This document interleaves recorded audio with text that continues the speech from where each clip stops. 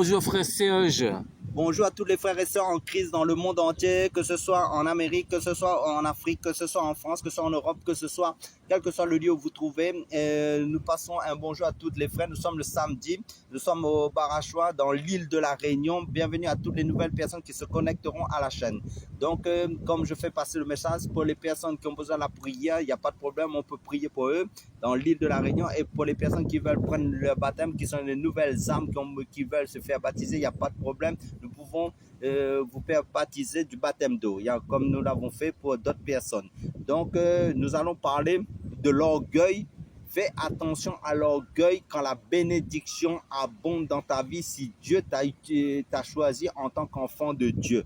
Et nous allons prendre comme référence le livre de 2 Rois, chapitre... Des Chroniques. Non, plutôt 2 Chroniques, 26. chapitre 26, verset 16, par rapport à l'orgueil du roi Osias, qui, en fin de compte, nous plaçons ce moment avant de prier, de commencer, nous plaçons ce moment des mains du Seigneur dans la prière. Père, merci pour ta grâce, merci de conduire par ton Saint-Esprit, merci de nous éclairer à la lumière de ta parole. Garde-nous de l'orgueil quand ta grâce abonde dans notre vie, Seigneur, pour ne pas tomber dans ton jugement, oh mon Dieu, mon roi. Garde mon frère, garde ma soeur, quelle que soit la manière dont tu peux l'utiliser, Seigneur. Garde-nous à être des hommes qui te craignent, qui te marchent dans la simplicité de l'évangile, comme des petits enfants, dans l'humilité jusqu'à la fin de nos vies, dans le nom puissant du Seigneur Jésus-Christ, notre Sauveur et Seigneur. Amen. Alléluia.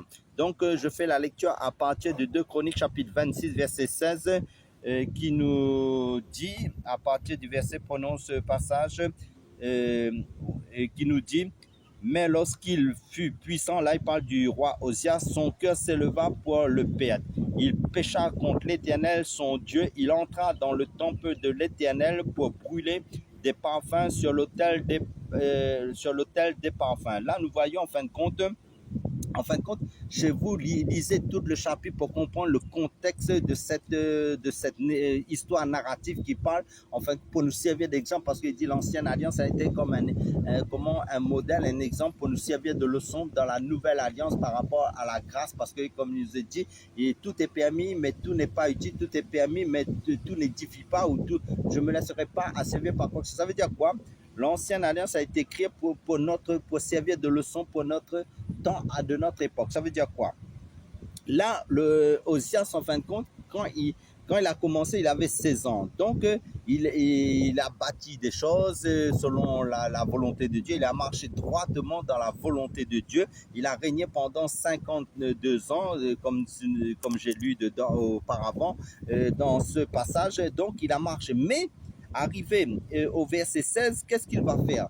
Ça veut dire que à un moment donné, l'orgueil, comme il est devenu puissant, ça veut dire que comme il était béni, c'est ça je veux dire, comme il était béni par le Seigneur, à un moment donné, il a cru se permettre tout ce qu'il voulait. Donc, il a fait un caprice, ça veut dire son cœur s'est gonflé, c'est devenir orgueilleux. C'est pour ça qu'il dit, veille sur ton cœur plus que toute autre chose dans la parole. Ça veut dire quoi? Ton cœur peut t'amener à pécher quand tu crois que quand tu es béni. C'est pour ça que chaque fois aussi dans la Bible, il nous parle quand Israël était béni abondamment sur le plan matériel, mais à un moment donné, il se détournait du Seigneur, il faisait des idoles, ils adoraient des idoles en fin de compte. Ça veut dire quoi? Ça veut dire que il faut toujours demander le Seigneur, la crainte du Seigneur, il faut demander toujours dans la prière, toujours l'humilité pour ne pas dévier de son chemin. Parce que c'est facile de dévier de son chemin quand quand tu es béni, surtout quand tout va bien dans ta vie, tu vas te relâcher. En fin de compte, c'est ça, c'est le relâchement. Le relâchement, ça veut dire dans la prière, le relâchement dans la parole de Dieu. Quand tout est facile à un moment donné, en fin de compte, tu vas baisser la garde. Quand tu vas baisser la garde, ça veut dire ta chair, en fin de compte, va reprendre le dessus. Ça veut dire, quand tu es trop dans le confort, comme de nos jours, il y a beaucoup de personnes, en fin de compte, ils sont dans le confort matériel et il y a beaucoup aussi peut-être qui ne prient plus, qui ne méditent plus la parole. Ça veut dire, ça t'amène à un sommeil, ça veut dire spirituel. Et donc, il faut être toujours éveillé spirituellement. C'est ça que je fais comprendre par la grâce de Dieu. Et là, Osias, son cœur, c'est enorgueilli. Pourquoi le cœur s'enorgueillit? Parce que le cœur s'enorgueillit à un moment quand nous ne prenons pas garde. Parce qu'il dit comment le cœur de l'homme est tortueux par-dessus tout, qui peut le sonder? C'est l'Éternel. Parce qu'on voit souvent qu'on va prier pour Seigneur, donne-nous, donne-nous, donne-nous, donne-nous. En fait, quand on ne prie pas pour nous-mêmes, hein, parce qu'en fait, quand même Jésus a prié pour lui-même, hein, quand on regarde par exemple Jean 17, parce que la prière commence sacerdotale, hein, de 5 versets, Jésus a prié pour lui-même, après ensuite il a prié pour les disciples. En fait, quand il faut prier pour ce qu'on a de mauvais dans notre cœur, hein, si nous avons l'orgueil, il faut prier. Hein. Amen, pour que Dieu enlève cet orgueil.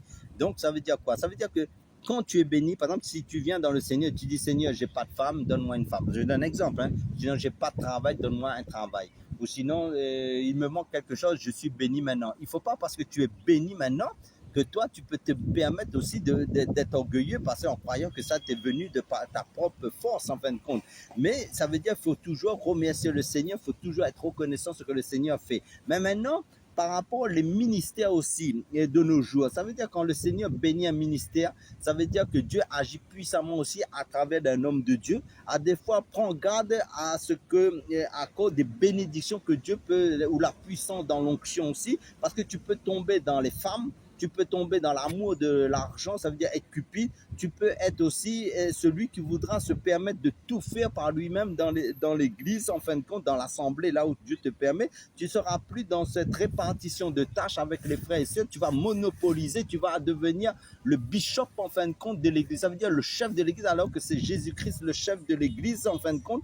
Donc, tu vas contrôler, dominer sur les frères et sœurs, parce que beaucoup, en fin de compte, à un moment donné, ils ont commencé petits, comme Osias. Mais à un moment donné, quand ils voient que Dieu agit avec eux, ils sont bénis par le Seigneur, en fin de compte, à un moment, ils se dévient de la trajectoire de l'humilité, de la simplicité, ils deviennent orgueilleux. Rappelez-vous de l'histoire de Satan. Satan était un ange de lumière, chérubin, ça veut dire un as brillant dans le ciel. L'orgueil est monté dans son cœur, mais en fin de compte, il voulait s'égaler au Créateur, au Maître. Personne ne peut s'égaler. Ça veut dire qu'il a chuté. Quand on parle dans Ézéchiel, je pense, chapitre 28, et comment dire ça? Dans le livre d'Ésaïe 14, quand vous parlez de la chute de Satan, rappelez-vous aussi de l'histoire de Nebuchadnezzar.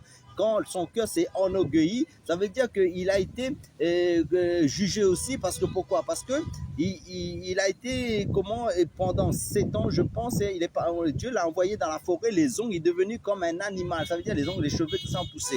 Donc, ça veut dire quoi? Ça veut dire que quand tu es dans l'œuvre du Seigneur, en fin de compte, fais très attention, en fin de compte, quand la grâce de Dieu, quand tu croisses dans la grâce de Dieu, dans l'abondance sur le plan spirituel, sur le plan, dans tous les domaines de ta vie, pour rester, en fin de compte, dans la crainte du Seigneur. C'est ça que je veux dire. Je ne sais pas si tu as fini d'arriver à ce verset, lorsqu'il a rentré dans le temple, il voulait prendre la place des sacrificateurs. Si tu as des oui, parce qu'en fin de compte, il nous dit dans le verset 17, le sacrificateur Azaria entra après lui avec 80 sacrificateurs de l'Éternel, hommes courageux qui s'opposaient au roi Osias et lui dirent: tu n'as pas le droit, Osias, d'offrir des parfums à l'Éternel. Ce droit appartient aux sacrificateurs, fils d'Aaron, qui ont été consacrés pour les offrir. Sors du sanctuaire, car tu commets un péché, et cela ne tournera pas à ton honneur devant l'Éternel. La colère s'empara d'Osias, qui tenait un encensoir à la main, et comme il s'irritait contre les sacrificateurs, la lèpre éclata sur son front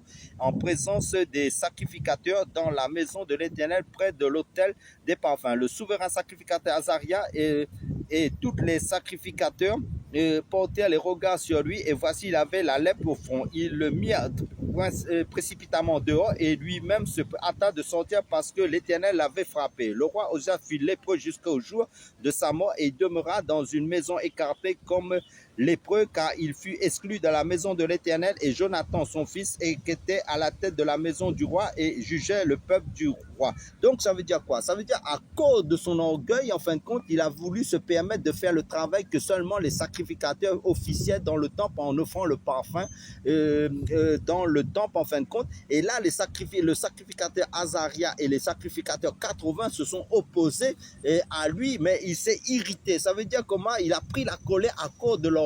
Donc, comme son orgueil était tellement nourri et qu'il croyait qu'il pouvait se permettre de faire cela, donc à un moment donné, et en fin de compte, il a dessauté le règlement, ce que Dieu avait mis en place par rapport à la sacrificature pour que les sacrificateurs officient. Là, en ce moment-là, la lèpre, c'était le jugement de Dieu et s'est abattu sur lui.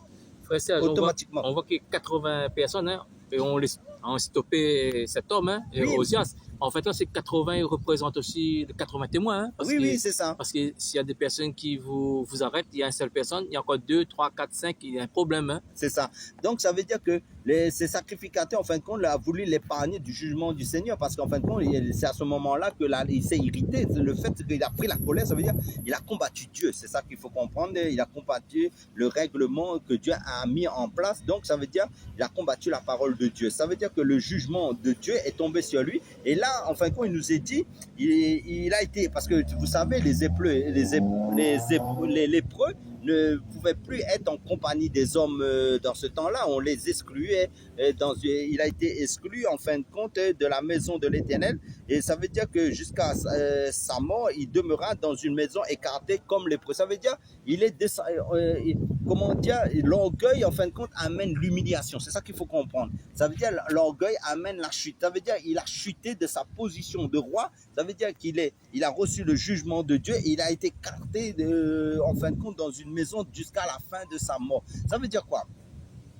Si Dieu a appelé un frère, une sœur, quel que soit le titre que tu as en tant qu'apôtre, docteur, que ce soit pasteur, quel que soit le titre que tu as dans le monde, si pendant un laps de temps, tu as marché droit avec le Seigneur, mais maintenant, si l'orgueil te vient dans le cœur pour t'opposer au Seigneur, ça veut dire pour t'opposer à la parole de Dieu, mais maintenant pour te permettre de faire ce que toi tu veux à cause de ton orgueil dans l'œuvre du Seigneur parmi les enfants de Dieu, pour oppresser. Je parle pas une église religieuse, là je parle le véritable église de Dieu, là où il y a les vrais enfants de Dieu authentiques. Je te dis, prends garde, parce qu'il y a beaucoup de serviteurs que nous avons connus dans le passé, où nous avons reçu beaucoup de témoignages. Certains sont morts de crise cardiaque sur le pupitre, il y a d'autres qui sont tombés dans la maladie, il y a d'autres qui ont eu peut-être des cancers. Ça veut dire qu'ils ont reçu, ils ont été frappés du jugement du Seigneur. Et maintenant, c'est pour ça aussi que dans l'Ancienne Alliance, il y a beaucoup de prophètes aussi venaient avertir les rois quand ils faisaient n'importe quoi, venaient avertir le peuple de Dieu, et automatiquement, il y avait le jugement. Frère Serge, on voit que dans l'Ancien Testament, chacun avait la fonction. C'est ça. Avait l'onction roi, oui. Certains avaient l'onction prophète. Amen. Et sacrificateur. Amen. En fait, quand on voit que son cœur, c'est orgueilleux, il devenait orgueilleux, hein, en fait, quand il a transgressé la loi, les ordonnances de Dieu, en fin de compte, chacun a leur fonction, en fin de compte, et comme il a voulu faire la fonction de la sacrificature aussi, et que dans ce temps-là, c'était pas permis, il savait qu'il était roi, donc il avait l'onction royale, je pense, parce qu'il était roi. Donc à ce moment-là, il a voulu dépasser ses limites. C'est ça. Même nous, par exemple, si je donne un exemple, si je suis là où je suis appelé en tant que docteur, si je fais un travail d'apôtre, ben c'est pas bon, parce que j'ai pas l'onction de Dieu en adéquation avec cet appel. Donc ça veut dire que je dois rester dans le couloir là où Dieu m'a positionné pour faire l'œuvre de Dieu. Ça veut dire si je n'ai pas l'onction, j'ai pas la grâce de faire les tâches que Dieu ne m'a pas appelé pour faire ces tâches-là, et que je veux missionner pour faire ces tâches-là, ça veut dire que je serai exposé. Ça veut dire qu'il ne faut pas s'exposer inutilement dans ce à quoi tu n'as pas été appelé. Donc, Osias, lui, il a voulu aller jouer dans la cour de la sacrificature, alors que ce n'était pas dans le plan de Dieu. C'était les sacrificateurs qui avaient ce rôle. C'est ça que je veux dire. Frère Serge, avant de donner la parole, je prends la parole. En fait, on voit qu'à nos jours, on voit que les pasteurs font tout. Hein, c'est eux-mêmes qui bâtissent, c'est eux-mêmes qui posent des mains. C'est eux-mêmes qui font la prédication. En fait, on voit qu'il y a des pasteurs comme ça qui font tout eux-mêmes. Ça veut dire que chacun a sa grâce, chacun a son rôle dans l'église. Donc, ce que le frère, Dieu l'a donné comme fonction, comme talent, comme grâce, je ne dois pas faire le rôle pour lequel mon frère, ma soeur a été appelé, si je ne suis pas appelé pour faire ces choses-là, de laisser, parce qu'en fin de compte, Dieu, c'est un Dieu d'ordre. C'est pour ça que Dieu, ce n'est pas un Dieu de désordre, Ça veut dire Dieu, c'est un Dieu d'ordre. C'est pour ça que quand des personnes font n'importe quoi dans des églises et ne fait pas les choses selon l'ordre de Dieu, la gloire de Dieu ne se manifeste pas. C'est la religiosité qui est en place, c'est l'homme qui domine, c'est l'homme qui met en place des méthodes. L'onction de Dieu ne travaille pas dans l'ordre de Dieu, parce que Dieu, c'est un Dieu d'ordre. Dieu, c'est un Dieu qui suit un principe selon sa parole. Donc Dieu, c'est pas le désordre. C'est pour ça que des fois, des personnes aussi peuvent être frappées dans le jugement, parce que le Seigneur dit le jugement va commencer par la maison de Dieu. C'est pourquoi le jugement va commencer par la maison de Dieu, parce que Dieu met de l'ordre dans sa maison, parce que, comme c'est dit, nous sommes l'appui, la colonne de la vérité. Mais quand Paul disait à Timothée, tu dois savoir comment un serviteur de Dieu doit gérer dans l'œuvre de Dieu. Ça veut dire, quand je suis avec les frères et les sœurs en Christ, je ne fais pas n'importe quoi, je reste à ma place pour laquelle Dieu m'a appelé. Je ne vais pas jouer le rôle de quelqu'un, je ne vais pas faire l'acteur, je reste là où Dieu m'a positionné. Quand tu regardes, parce qu'en fait, quand il y a peu de personnes qui aiment les récits historiques, en fait, quand les récits historiques, c'est très important. On voit qu'Ozias s'est frappé de la lèpre. En fait, quand c'est pas le diable qui l'a frappé, c'est Dieu, parce qu'on voit que des personnes disent la maladie vient du diable. Encore une fois, oui, il y a la maladie qui vient du diable. Après, Dieu aussi peut te frapper aussi de la maladie. Il fait ce qu'il veut, parce que nous savons tous que le diable est le serviteur de Dieu. Les démons sont le serviteur de Dieu, et que personne ne trompe. Oui, parce que en fin de compte, la parole de Dieu nous dit Dieu blesse, Dieu guérit. Mais Dieu aussi, c'est le Dieu qui juge en fin de compte pour amener la crainte dans son œuvre. Rappelez-vous de l'histoire d'Ananias Saphira. Quand il y a eu le mensonge, il y a eu le jugement de Dieu aussi par rapport à Ananias. Parce que là où il y a la gloire de Dieu, seulement Dieu doit se glorifier. Et seulement comment Dieu est glorifié? C'est quand nous vivons en obéissance que nous respectons ses règles en fin de compte. Donc, quand nous sortons du chemin, ça veut dire de la parole de Dieu, là où il y a la présence de Dieu, ça veut dire que là, nous faisons n'importe quoi et Dieu va automatiquement remettre de l'ordre là où son esprit est en mouvement. C'est ça qu'il faut comprendre. Et c'est pour ça que des fois, nous ne comprenons pas ce qui nous arrive, par exemple, quand nous faisons n'importe quoi. C'est pour ça que nous faisons des accidents de parcours dans la vie spirituelle. Parce que pourquoi? Parce que si nous ne sommes pas appelés à faire certaines tâches à laquelle nous ne sommes pas appelés pour faire ces choses, nous rentrons dans ces choses, ça veut dire nous empiétons sur les ministères des autres. Il ne faut pas empiétrer sur les ministères des autres personnes qui sont appelées à faire ces choses. Reste à ta place, reste là où Dieu t'a appelé. Frère Serge, on voit qu'il y a beaucoup de pasteurs, surtout en Afrique, qui étaient frappés en fait compte, et Dieu les frappe aussi, parce qu'en fin de compte, Dieu va frapper, en fin de compte, il va toujours interpeller avec des personnes, oui, frère Serge. C'est pour ça que le Seigneur, il prévient toujours ses prophètes. Ça veut dire que dans une église, là où il y a la prophétie, là où il y a... Mais des fois, Dieu personnellement avertit la personne, en fin de compte, pour lui montrer que ce n'est pas dans la volonté de Dieu pour faire ces choses-là. Mais lui, en fin de compte, à cause de l'orgueil, il s'endurcit. C'est ça qu'il faut comprendre. Donc, quand ton cœur s'endurcit, tu vas à l'encontre de la volonté de Dieu. Donc, à ce moment-là, tu tombes dans l'humiliation. Ça veut dire tu tombes, parce qu'il dit l'orgueil, et vous voyez bien, il nous parle très bien dans le livre de 2 Chroniques chapitre 26 verset 7, le cœur d'Ozias, c'est comment l'orgueil a pris son cœur. Donc quand tu vois quelqu'un, l'orgueil commence à prendre son cœur, ça veut dire qu'il va sortir de la volonté parfaite de Dieu, il va tomber dans la volonté permissive. Et donc rappelez-vous de l'histoire de David aussi. David, et normalement, il devrait être sur le champ de la guerre. Il était sur son toit quand les autres étaient dans le champ de bataille. Et en même temps, il voit là une femme en train de baigner. Et c'était la femme d'Uri. Et lui, en fin de compte, il était roi. Il croyait se permettre aussi coucher avec la femme d'Uri. Donc, il a couché avec la femme. Et en fin de compte, il appelle son soldat pour aller dans la maison de sa femme. Le soldat est dormi devant la porte, n'est pas parti dans sa chambre avec sa femme pour dormir. Il dit, les gens sont au front sur le champ de bataille, moi je ne vais pas coucher avec ma femme, manger, et non, je vais retourner sur le champ de bataille. Mais en fait, il a fait en sorte que placer le soldat, son soldat Uri, là où l'endroit de la bataille était terrible en fin de compte. Le soldat est mort, mais Dieu a suscité un prophète pour l'avertir. Il dit, tu sais, tu étais roi, tu avais plusieurs femmes, tu avais plusieurs brebis, c'est une image.